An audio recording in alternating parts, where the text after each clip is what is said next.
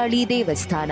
ಈ ಪುರಾತನ ದೇಗುಲದ ಬಗ್ಗೆ ನಮಗೆ ಸಿಕ್ಕಿರುವ ಮೊದಲ ಉಲ್ಲೇಖಗಳು ಸುಮಾರು 600 ವರ್ಷಗಳಷ್ಟು ಹಿಂದಿನವು, ಅಂದರೆ 16ನೇ ಶತಮಾನದ ಆರಂಭದವು. ಅವತ್ತಿನ ಕಾಲದಲ್ಲಿ ಇವತ್ತಿನ ಈ ಕೆಂಪಾಂಬುದಿ ಕೆರೆ ಇನ್ನೂ ಸುಂದರವಾಗಿ ಹಚ್ಚ ಹಸುರಿನ ಪ್ರಕೃತಿಯ ಮಧ್ಯದಲ್ಲೇ ಇತ್ತು.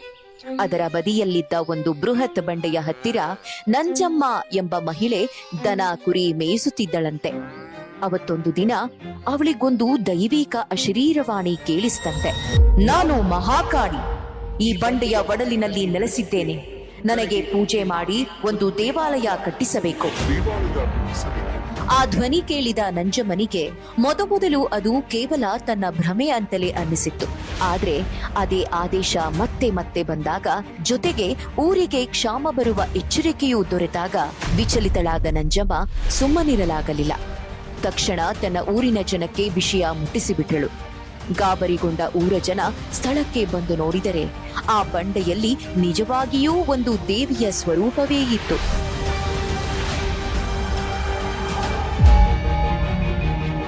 ದೇವಿಯ ಈ ಸೆಳೆತ ಯಾರನ್ನೂ ಬಿಟ್ಟಿಲ್ಲ. ಬೆಂಗಳೂರಿನ ಸ್ಥಾಪಕರಾದ ಶ್ರೀ ಕೆಂಪೇಗೌಡರು ದೇವಿಯ ಮಹಾನ್ ಭಕ್ತರಾಗಿದ್ದರು.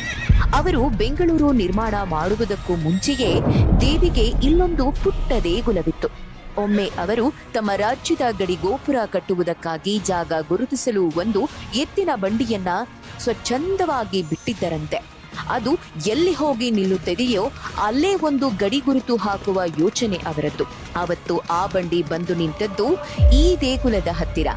ಕೆಂಪೇಗೌಡರ ಕಾಲಕ್ಕಿಂತಲೂ 100 ವರ್ಷಗಳ ಹಿಂದಿನಿಂದಲೇ ಇಲ್ಲಿ ದೇವಿಯ ಮೂರ್ತಿ ಇತ್ತಾದರೂ ಅವರು ಅವತ್ತು ಅಲ್ಲಿಗೆ ಬಂದಾಗ ಅಲ್ಲಿ ನಿಂತಿದ್ದದ್ದು ಇನ್ನೂ ಒಂದು ಪುಟ್ಟ ದೇಗುಲ ಮಾತ್ರ. ದೇವಿಯನ್ನು ಕಂಡ ಕೆಂಪೇಗೌಡರು ಕೋಟೆ ಗೋಪುರ ಕಟ್ಟುವುದಕ್ಕೆ ಸಮಸ್ಯೆಯಾಗಿದೆ, ಏನು ಮಾಡುವುದು ಎಂದು ದೇವಿ ಎದುರು ಅಲವತ್ತುಕೊಂಡಾಗ ನಂಜಮ್ಮನ ಮೈ ಮೇಲೆ ಬಂದಿದ್ದ ದೇವಿ ಗೌಡರ ಸಮಸ್ಯೆಗೆ ಪರಿಹಾರ ಸೂಚಿಸಿದ್ದಳಂತೆ. ಆಗ ಕೆಂಪೇಗೌಡರು ದೇವಾಲಯಕ್ಕೆ ಮಂಟಪಗಳನ್ನ ಕಟ್ಟಿಸಿ ಈ ಕ್ಷೇತ್ರವನ್ನು ನಂಜಮ್ಮನವರಿಗೆ ಬಳುವಳಿಯಾಗಿ ನೀಡಿದ್ದರು ಅನ್ನುವುದು ಇತಿಹಾಸ.